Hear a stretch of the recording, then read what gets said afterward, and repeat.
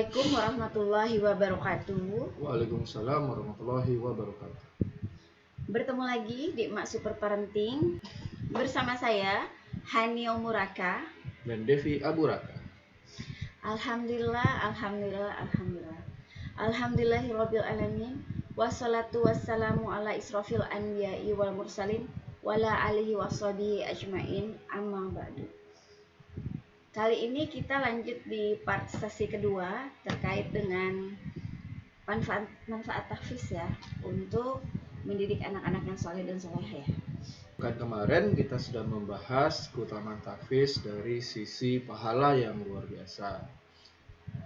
Kali ini kita akan membahas tentang manfaat tahfiz dalam kehidupan sehari-hari.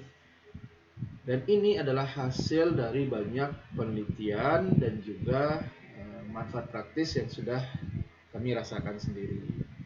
Jadi untuk beberapa penelitian akan kita cantumkan linknya di bawah. Tapi ada juga yang hasil penelitiannya belum kita temukan linknya. Jadi kalau nanti Umun Mabun ada ketemu linknya, boleh dicantumkan di komentar. Baik, kita mulai.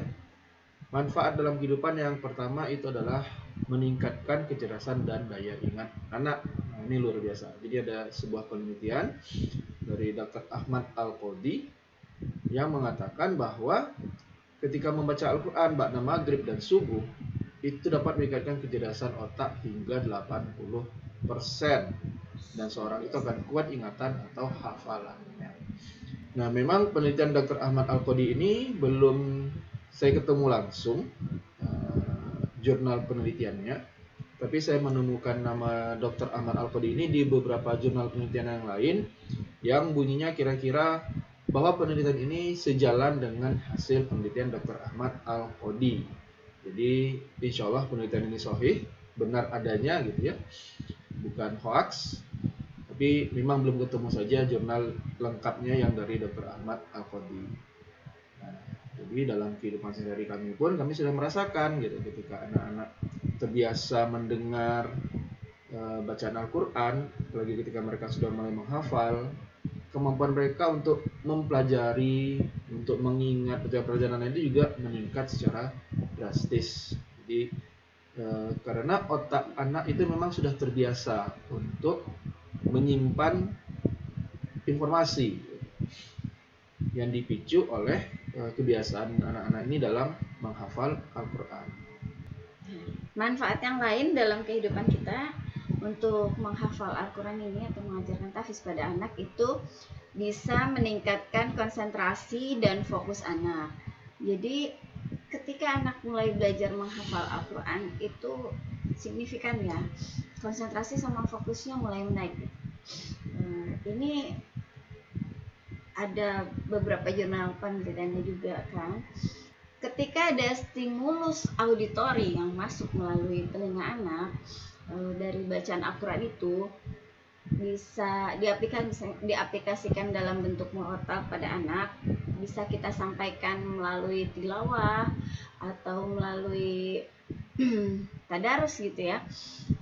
Di penelitian-penelitian itu di sini terbukti bahwa dengan hal tersebut bisa meningkatkan daya tahan konsentrasi.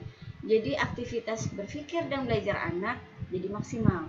Nah, ada juga penelitian dari Seka dan kawan-kawan, nanti kita kasih linknya di bawah, yang menjelaskan bahwa mendengarkan atau menyimak lantunan Al-Quran bisa membangkitkan gelombang alfa pada anak dan membantu seseorang menjadi lebih tenang. Nah, data ini mereka peroleh dengan alat ukur gitu kan. Nah, namanya itu elektrosefalogram ya. Nah, hal yang sama juga bisa dengan mendengarkan musik. Nah, tapi tentu jauh sekali, jauh lebih baik, jauh memiliki hasil yang lebih maksimal bila dibandingkan dengan mendengarkan Al-Quran. Masya Allah.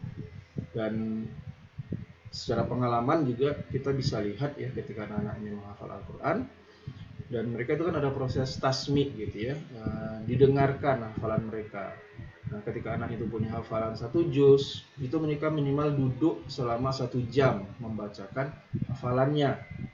Nah, bayangkan konsentrasi anak usia 7 PAUD, tahun, oke. 8 tahun, bahkan Hmm. PAUD juga gitu ya. Mereka bisa duduk tenang, mengingat hafalan mereka, menyampaikan hafalan mereka selama 1 jam.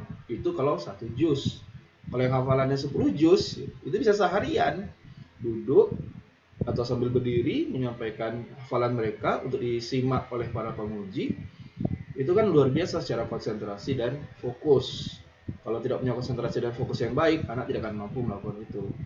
Nah, gimana? Kenapa anak bisa bagus konsentrasi dan fokusnya ketika membacakan hafalan mereka? Karena mereka sudah terbiasa dengan lantunan Al-Quran yang mereka dengarkan dan mereka hafal.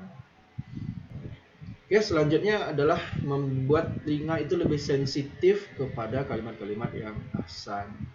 Jadi memang dari kelima panca indera kita, ini adalah penelitian yang umum ya, bahwa telinga itu adalah panca indera yang pertama kali aktif, bahkan semenjak masih di dalam kandungan ibunya, begitu ya. Nah, ketika kita membacakan kalimat-kalimat Al-Quran yang merupakan mukjizat, gitu ya, merupakan mukjizat, baik turunnya maupun bacaannya kepada anak yang masih bersih, gitu, itu telinganya akan terbiasa dengan kalimat-kalimat yang baik, kalimat-kalimat yang benar. Jadi ketika anak mendapatkan nasihat atau diberi perintah oleh orang tuanya, anak akan lebih cepat menanggapi daripada anak-anak yang dari kecilnya lebih banyak distimulus di visualnya misalnya. Jadi memang ini juga sudah pengalaman umum ya, banyak orang tua merasakan ketika anak lebih banyak visualnya seperti nonton, main HP, itu kalau dipanggil itu kan susah ya, nggak responsif gitu, diem jadi panggil tuh gitu. Nah, sementara kalau anak tidak terlalu banyak distimulus di visualnya, tapi lebih banyak distimulus di audionya, apalagi dengan Al-Quran yang merupakan mukjizat, ini anak akan terbiasa dengan bahasa-bahasa yang indah, bahasa-bahasa yang baik, bahasa-bahasa yang memang mendekatkan mereka kepada penciptanya. Masya Allah. Manfaat yang selanjutnya itu menenangkan dan juga menyuburkan jiwa anak. Jadi rohani anak itu seolah-olah tersiramkan ketika mendengarkan lantunan-lantunan ayat-ayat Al-Quran. Ketika kita tahfizkan, ketika kita bacakan ayat-ayat tersebut, mendekatkan diri mereka kepada Allah, membuat mereka menjadi tenang, membuat mereka menjadi nyaman. Ya, anggap aja lah anak kita lagi marah-marah gitu kan, terus ketika dia dalam kondisi yang hatinya lagi galau gitu kan, bacalah Al-Quran, dengarkanlah Al-Quran, maka itu akan menyuburkan jiwa anak. Sehingga di sini kita juga menemukan penelitian yang menunjukkan bahwa suara bacaan Al-Quran itu memiliki tingkat relaksasi yang lebih baik dibandingkan musik-musik klasik atau musik relaksasi lainnya. Jadi ya terutama nih untuk ibu hamil itu bagus banget tuh kalau misalnya ketika sedang hamil itu banyak-banyak mendengarkan Al-Quran. Baby lebih tenang di dalam perut gitu kan, terus bawaannya ibu pun menjadi lebih rileks gitu. Nah, ini bisa kita lihat untuk penelitian ini di link di bawah ya, boleh nanti dicoba, dari Dr. Andre Abdurrahman yang menyatakan bahwa suara bacaan Al-Quran memiliki efek relaksasi yang terbaik untuk menurunkan stres gitu. Ada juga penelitian Dr. Ahmad Al-Qadi, kita belum ketemu linknya ya, yang menjelaskan bahwa membaca Al-Quran punya pengaruh sebesar 97% dalam melahirkan ketenangan jiwa. Penelitian ini disampaikan beliau di Konferensi Kedokteran Islam Amerika Utara tahun 84 ya. Nah itu luar biasa ya, 97%, nyaris full ya untuk bisa bikin jiwa kita menjadi tenang. Dan ini yang menyuburkan Ghorizatul Tadayun bagi anak. Ghorizatul Tadayun itu naluri anak untuk beribadah kepada Allah. Jadi nanti ini akan membentuk sikap yang lebih baik pada anak, membentuk karakter anak yang lebih baik. Karena mau tidak mau ketika dia mengenal penciptanya, ketika dia dekat kepada penciptanya, maka tentu rasa syukur dia itu akan tumbuh sehingga lebih mudah menjadikan anak kita menjadi anak-anak yang soleh atau solehah.